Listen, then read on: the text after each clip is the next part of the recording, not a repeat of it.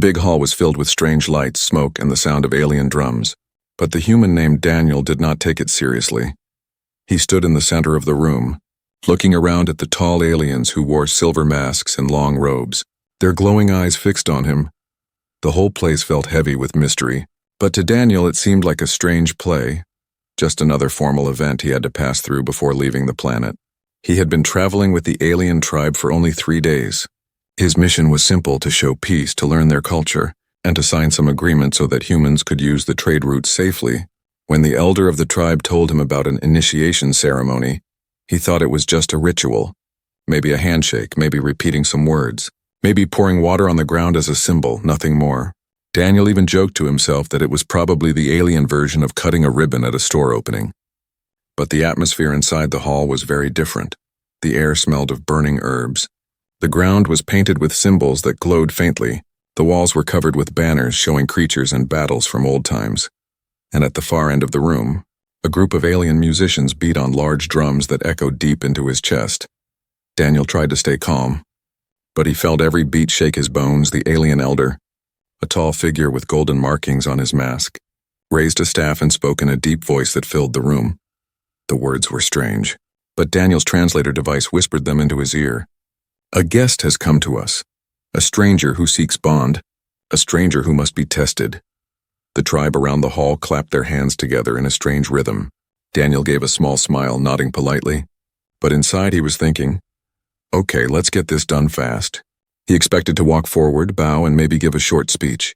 But instead the elder pointed to a small bowl placed on a stand in the middle of the floor. The bowl was carved from crystal, and inside it burned a soft blue fire that did not seem hot.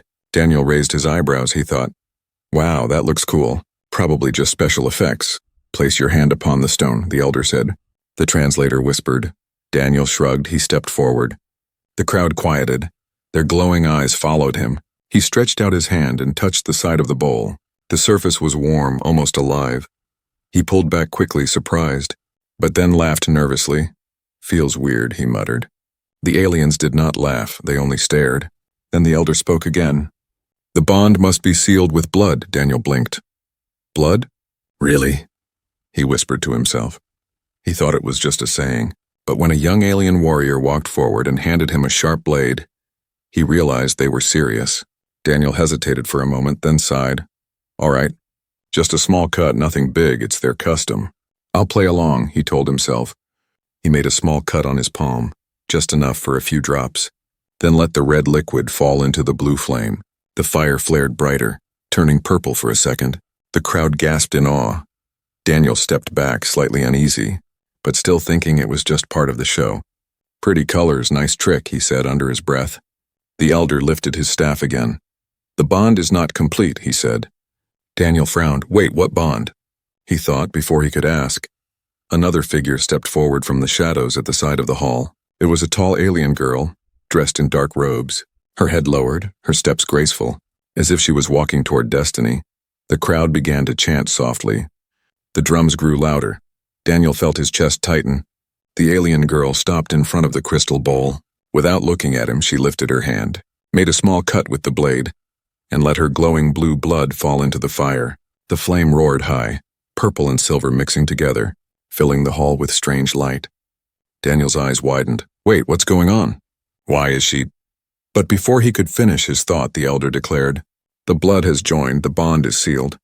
The stranger and the chosen are now one." The crowd cheered. The drums thundered. The aliens raised their arms. Daniel just stood frozen, his mouth open, his brain trying to understand. Did he just say, "one," as in married? The alien girl slowly lifted her head. Her glowing eyes locked with his for the first time, her face half hidden by the hood. But Daniel could see the soft lines, the calm expression, and something else, acceptance. As if she had known this would happen, Daniel's heart pounded. He whispered, "You've got to be kidding me." To everyone else in the hall, the ritual was complete. The bond was official. The tribe began to sing in their strange language, their voices echoing high and low. But for Daniel, confusion was exploding in his head. He had come for a trade agreement. He thought it was only a formal ceremony. But now the aliens were celebrating his marriage to a stranger from another world. And as the alien girl stepped closer, the purple light still glowing on their joined blood, Daniel realized the truth. The ceremony nobody took seriously had just changed his life forever. Daniel's palm still stung from the small cut he had made, the red smear drying against his skin.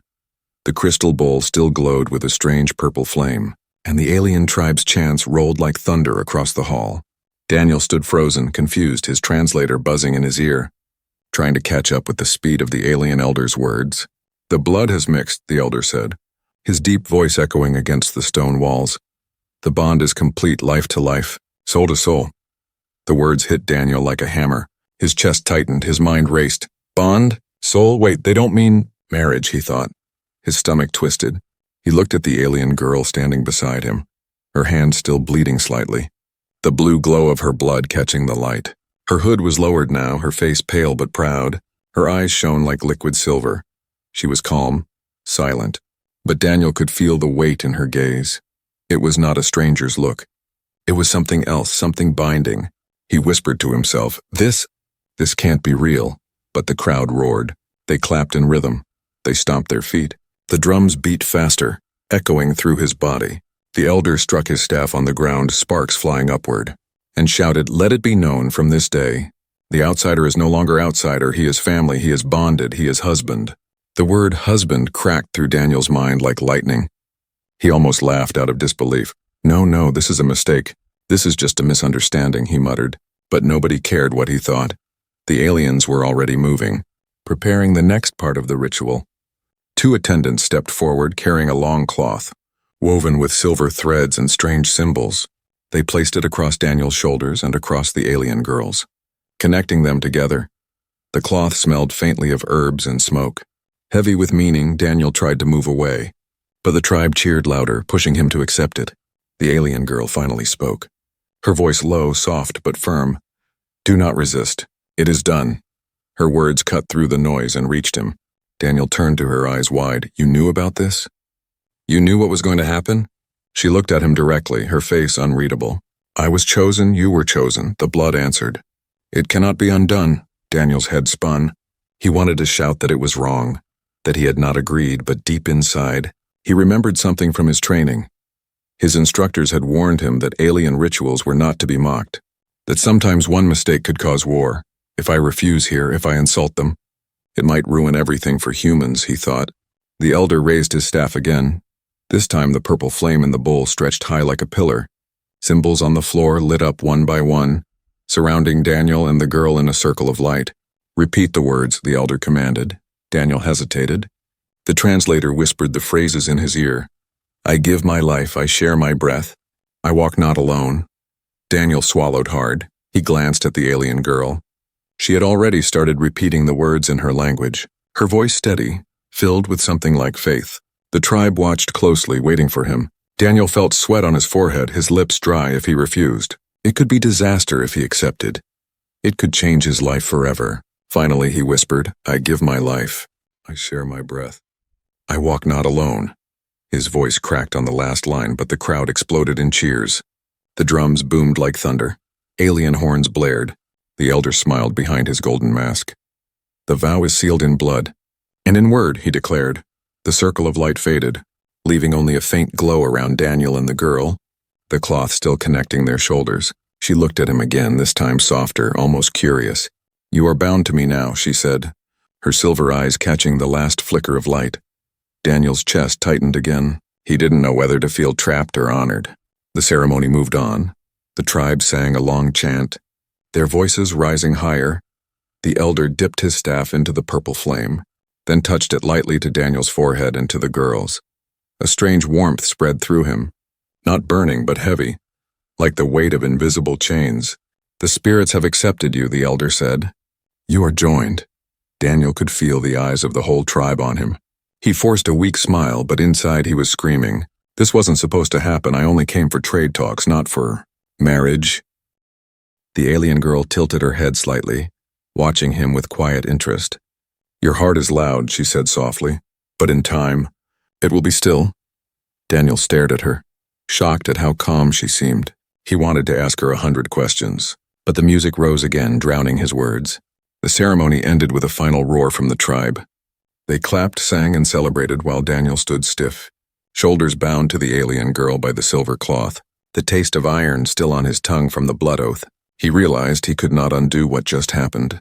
And as the tribe began leading them toward a sacred chamber for the next stage of the ritual, Daniel's heart beat wildly, fear and wonder mixing inside him.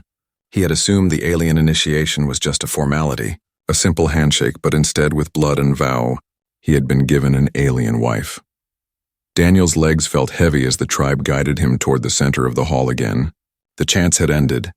The flames in the crystal bowl dimmed, and the air carried a strange silence now. It was the silence of expectation, hundreds of alien eyes focused only on him and the girl beside him. The silver cloth still connected their shoulders, and Daniel felt its weight pressing down on him, each thread humming faintly as if alive. He glanced at the alien girl again, her face still half hidden under her hood, but her glowing silver eyes burned through the shadow, calm, sharp, and unreadable. The elder lifted his staff and said, "Let the bride reveal herself." The words echoed in the high chamber. The crowd fell into complete silence. Daniel froze, his mouth going dry. "Bride?" He thought, "Oh no, this is really happening." Slowly, the alien girl reached up with her slender hands. She gripped the edges of her hood, and with a graceful motion, she lowered it. The cloth slid back, revealing her face to the entire tribe. Daniel felt his chest tighten as he saw her clearly for the first time. Her skin was pale, almost shimmering like moonlight.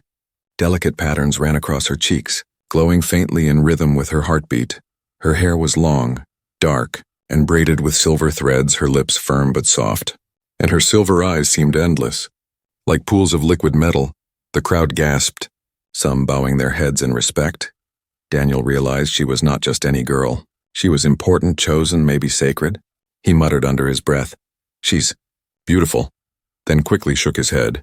No, focus, this is insane." The elder raised his staff again. "From this day, the stranger is no longer a stranger. He is one with her and she is one with him. Their fates are bound," the tribe cheered, clapping, stomping, but Daniel could barely hear them. His mind was spinning. The alien girl turned toward him. Her silver eyes meeting his for a moment, time slowed. Her gaze was steady, not shy, not angry, but filled with something heavy, something Daniel could not name. "You are mine now," she whispered, her voice like soft bells yet strong enough to cut through the noise. Daniel blinked, his heart skipped. "Wait, what? Yours?" "Hold on," he stuttered, but the tribe's cheers drowned his words. The elder motioned to the musicians and the drums began again, slower, heavier, like a heartbeat. The aliens started a ritual dance around them, moving in a wide circle, their robes swaying like shadows. Daniel stood stiff, unsure of what to do. The alien girl stepped closer, the silver cloth pulling him toward her, their shoulders almost touching. He felt her presence, warm and steady. "You don't understand," he whispered, leaning closer so only she could hear. "I didn't know this was marriage." Her lips curved faintly, not quite a smile. "You cut your hand. You let the blood fall. You spoke the vow. The bond is real," she replied calmly, as if stating the simplest truth. Daniel rubbed his forehead with his free hand. "Back on Earth, that would just be theater. You know, a show, not real." She tilted her head, her braid sliding over her shoulder. "On this world, blood is never theater, it is life. It is union." The crowd chanted louder, their steps beating the ground in rhythm. The sound shook the hall. Daniel felt trapped. The silver cloth felt like a chain. But then he looked again at the girl. Her calm face, the strength in her eyes, and something strange happened inside him. A flicker of respect, maybe curiosity. The elder finally lowered his staff, signaling the end of the ritual. The tribe cheered one last time, then bowed, as if giving respect to the new pair. Daniel shifted uncomfortably, wishing the ground would swallow him. The alien girl, however, stood tall, unshaken. Two attendants approached and removed the silver cloth, carefully folding it and placing it on a golden tray. Daniel sighed in relief at the sudden freedom, but also felt a strange emptiness. Like part of him had been pulled away. The elder spoke again. "The bond is sealed, the blood is mixed. The spirits have spoken. Tonight they rest as one, and tomorrow they face the trial." The word trial echoed in Daniel's head, making him even more nervous. Trial? What trial? He thought. The alien girl finally turned to him fully. Now that the crowd was dispersing, her voice softer, almost private. "Do not fear the trial if you stand with me. We will pass." Daniel stared at her. "Stand with you? Lady, I barely know your name." She studied him for a moment, then said, "My name is Soraya." Her voice carried pride. "And now you are Daniel Soraya. Daniel coughed. Excuse me? Daniel what? She tilted her head again. Bonded names are joined, as are souls, he groaned, covering his face with his hand. Great, I came here for a trade deal and now I'm married with a new last name. Soraya didn't answer, but her lips curved again, almost amused, as they were guided out of the hall into the cold night, the stars bright above the alien village. Daniel walked beside her, their steps falling into the same rhythm. He realized the tribe was watching them from every corner, their whispers like a constant reminder. He glanced at Soraya once more, trying to read her face, but she walked with calm dignity, as if the whole world had expected this moment, and maybe for her it had. For Daniel it was chaos, but deep in his chest. He felt it, the first spark of something he could not yet name. He had thought the alien initiation was just a formality, but now the alien bride had stepped forward, revealed herself and declared him hers, and nothing in the galaxy would ever be the same again. The night was cold on the alien world. The stars burned brighter than Daniel had ever seen on Earth. The twin moons hung high, casting silver light across the village of stone huts and glowing lanterns. Daniel followed silently as Soraya walked ahead, her steps smooth and purposeful, the tribe elders behind them watching every move. They stopped in front of a wide hut, larger than the others, with carved pillars and a roof draped in silver cloth. The elder tapped his staff on the ground. The bonding chamber awaits, he said, his voice echoing in the quiet night. Daniel's stomach tightened. Bonding chamber? That doesn't sound like a guest room, he thought nervously. The heavy doors opened with a low creak. Inside, the chamber glowed with warm orange light from hanging crystals. The walls were painted with old murals showing couples holding hands while beasts bowed before them. In the center lay a low table with bowls of strange food, and beside it a wide bed covered in thick furs. Daniel's eyes widened. Oh no! This looks way too ceremonial, he whispered. Soraya stepped inside calmly. As if this was normal, Daniel followed slowly, his hands stuffed in his pockets, feeling awkward. The elder's voice followed them. Tonight you share food, cloth, and rest. As is our custom, break this and you break respect. Daniel turned quickly. Wait, what if... But the doors shut behind him, leaving him trapped inside with Soraya. For a long moment, silence filled the chamber. Only the crackle of a small fire could be heard. Soraya removed her outer robe, placing it neatly on a chair. She looked at him with calm eyes. You seem uneasy, she said softly. Daniel let out a shaky laugh. Uneasy? Lady, where I come from, I don't get married by accident. And I definitely don't get locked in a room with someone I just met. Her silver eyes blinked slowly, her expression unreadable. Our ways are different, but disrespecting them would dishonor both of us, she replied. She moved toward the low table. Gesturing for him to sit, Daniel hesitated, then sighed. Fine, play along, survive this night. Figure things out tomorrow, he thought. They sat across from each other, the bowls filled with alien dishes, strange fruits that glowed faintly, meat cut in long strips, and a thick drink that smelled sweet. Soraya picked up a piece of fruit and placed it in her mouth, then looked at him, waiting. Daniel reached for a strip of meat, but she stopped him gently. Not like that, she said, lifting another piece. We must share, one plate, one bond, Daniel frowned. Share? Like, you feed me, I feed you? Soraya nodded once. Yes, that is the way, Daniel rubbed his forehead. Back home. This would be super weird on a first date, but he gave in, taking a fruit and holding it out awkwardly. Soraya leaned forward, her lips brushing the food before taking it, her calm eyes never leaving his. Daniel's ears burned red. Then she lifted a piece for him, offering it gracefully. Daniel hesitated, but the memory of the elder's words rang in his head. Break this and you break respect. He leaned forward and took the bite. The taste was strange, sour and sweet at once. He coughed lightly. Not bad, he muttered. Soraya tilted her head. You will grow used to it, the food sharing continued.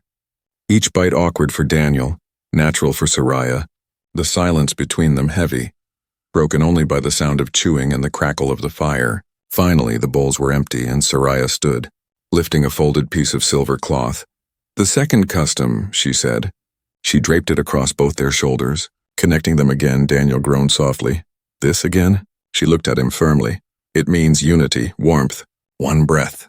She sat beside him on the bed, the cloth binding their shoulders together. Daniel sat stiff, his back straight, his heart racing. This is insane. I'm sitting in an alien honeymoon suite. He thought. Soraya leaned back against the furs. Calm, composed. You fear, she whispered. But you stood brave before the tribe. Daniel turned to her. I'm not scared of them. I'm scared of this, all of this. I wasn't ready. She looked at him long, then said softly, Neither was I. That confession surprised him. He blinked. Wait, you didn't want this either? Soraya's gaze softened for the first time. I was chosen, not asked, but now the vow binds me.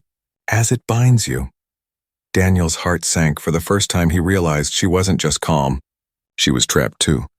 For a long time they sat in silence, shoulders pressed together under the cloth, the fire casting shadows on the walls. Finally, Daniel spoke. Look, Soraya, I don't know how this will work. I don't know your customs, and you don't know mine, but maybe we can figure it out together. Her silver eyes met his. A faint warmth flickered there. Together, she repeated softly. Then she closed her eyes. Leaning slightly against his shoulder, Daniel froze, then slowly relaxed. Letting out a breath he didn't know he was holding. The night stretched on. The tribe outside celebrated with music and dance. But inside the chamber, the human and the alien lay side by side. Not lovers, not strangers, but something in between. Two lives forced into one bond. Clashing cultures, colliding worlds, and yet, for the first time, Daniel felt the weight of destiny settling on his shoulders. He thought the first night would be unbearable. But as the fire dimmed and Soraya's quiet breathing filled the silence, he realized something unexpected. This bond might not only be a chain, it might also be a bridge. The sun rose over the alien village with a golden light that turned the stone huts into glowing towers. The air was cold, carrying the smell of smoke and herbs from the night's fires.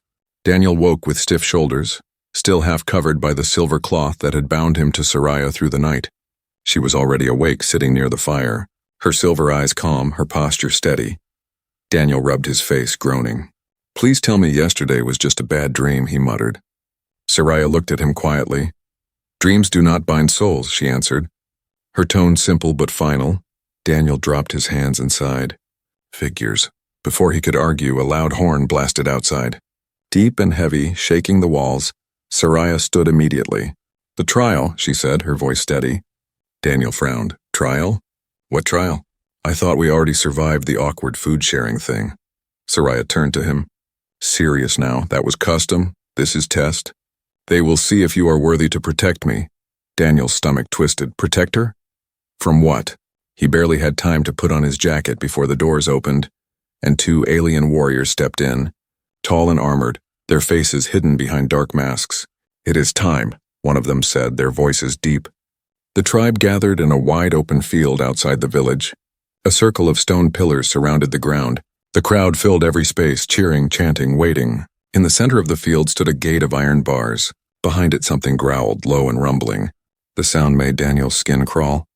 The elder stepped forward, staff in hand. To prove the vow, the husband must stand as shield.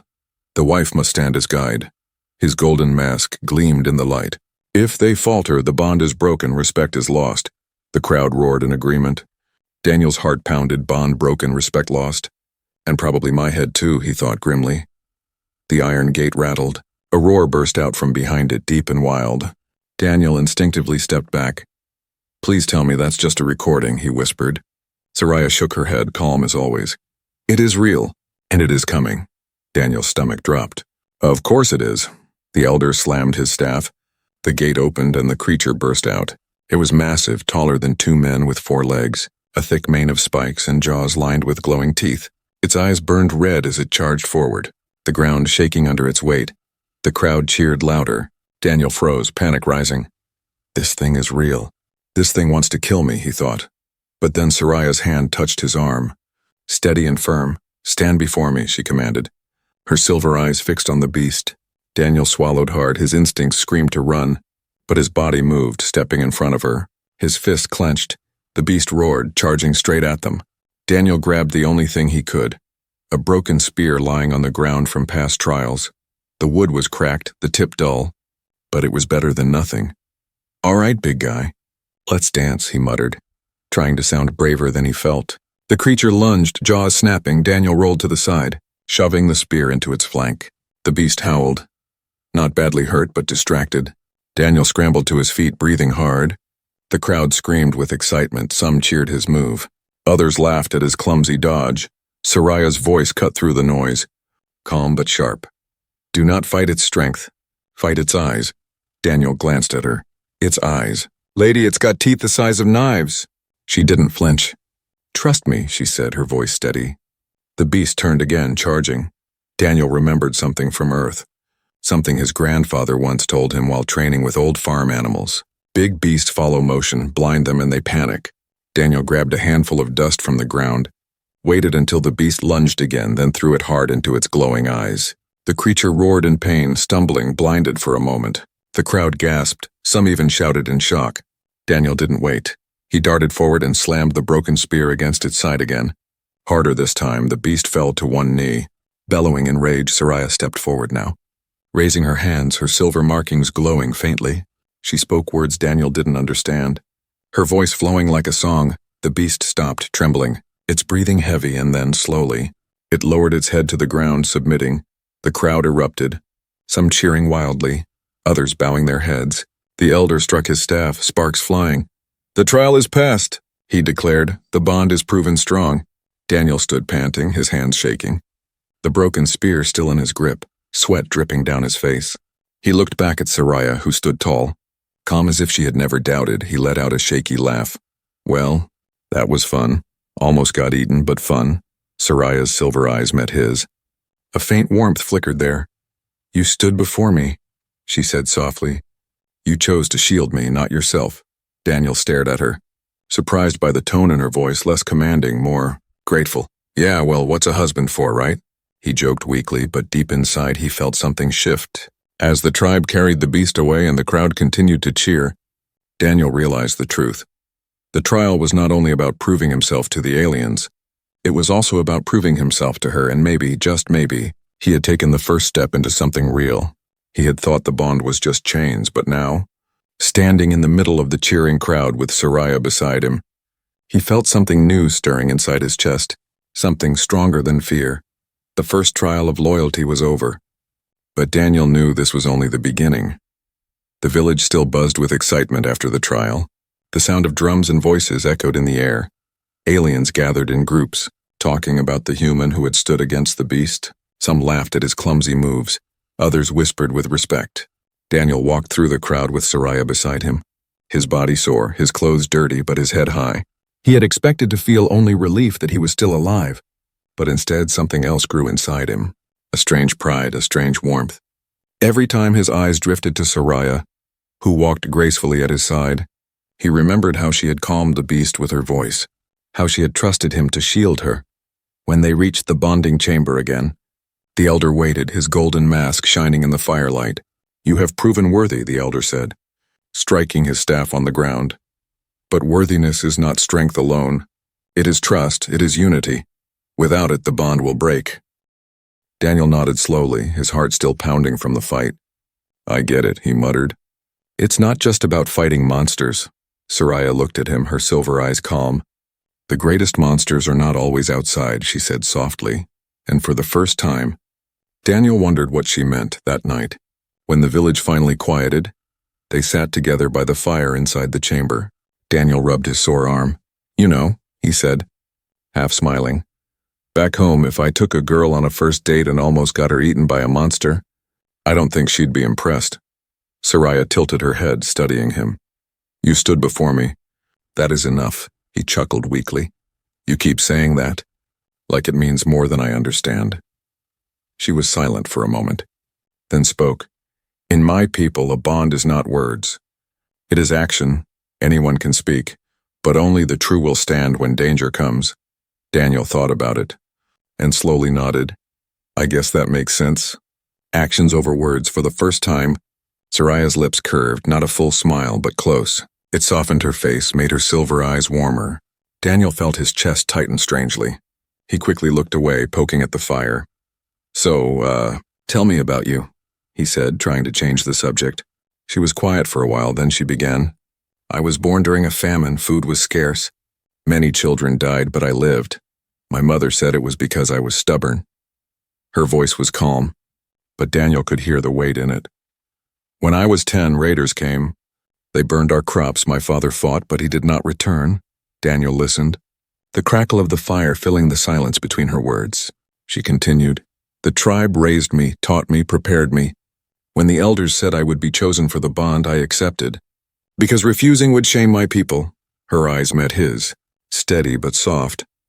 "But I did not expect it to be you." Daniel leaned back, letting out a long breath. "Yeah, well, trust me. I didn't expect it either," he said, trying to keep it light. But inside he felt the weight of her story, the pain, the responsibility she carried. "You've lost more than I can imagine," he added quietly. Soraya's gaze softened again. "And you? What did you leave behind?" she asked. Daniel stared into the fire, thinking.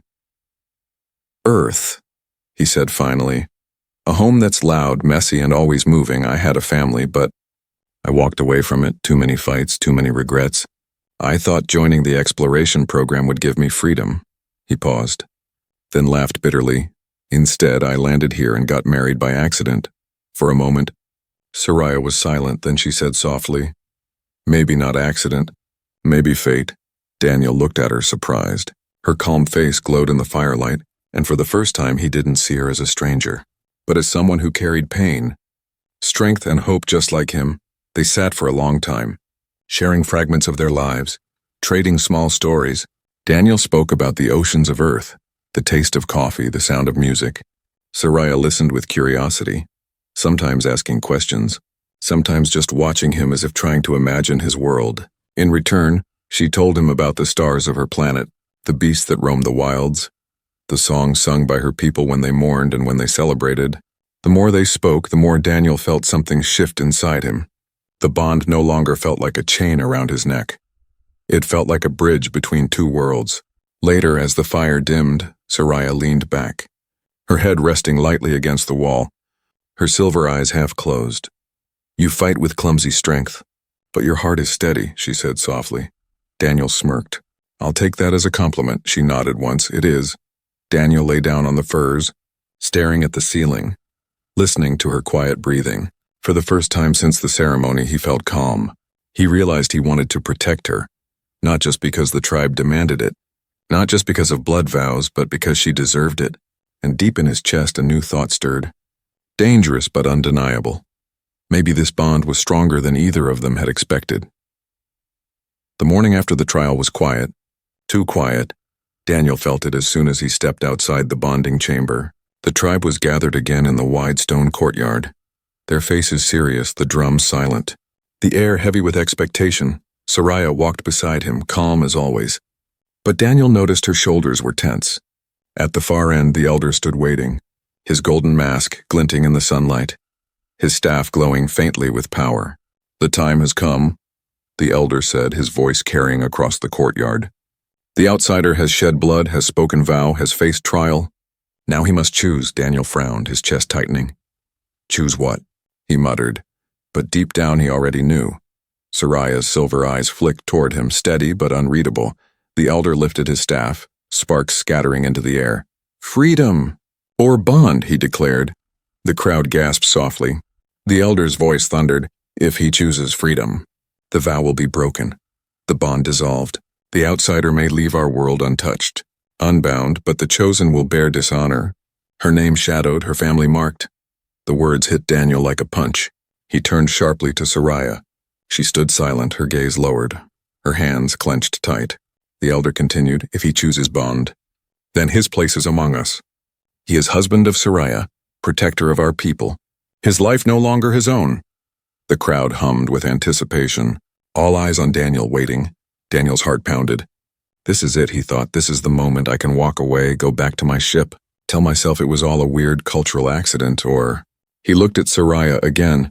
She still would not meet his eyes, but he saw the tension in her jaw, the pain she tried to hide. Memories flashed in his head. The first night, sharing food awkwardly but honestly, the trial, standing in front of her while the beast charged, the firelight when she told him about her father, her childhood, her quiet strength, and the way she had whispered. Together, Daniel clenched his fists. The elder's voice rang again. "Speak, outsider. Your choice is final." The crowd leaned forward, waiting, the silence heavy as stone. Daniel felt sweat on his brow, his throat dry for a moment.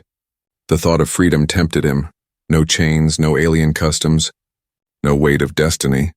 But then he looked at Soraya one last time. Her silver eyes finally rose to meet his, and in them he saw everything.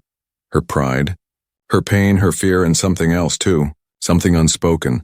A fragile hope. Daniel felt his chest tighten. His heart steady, he took a deep breath. Then stepped forward, his voice strong. "I choose her," he said. The words slicing through the silence like lightning. The crowd exploded, shouts and cheers rising like thunder. The drums roared back to life. The horns blared. Soraya's lips parted, her silver eyes wide. For the first time since he had met her. She looked truly surprised.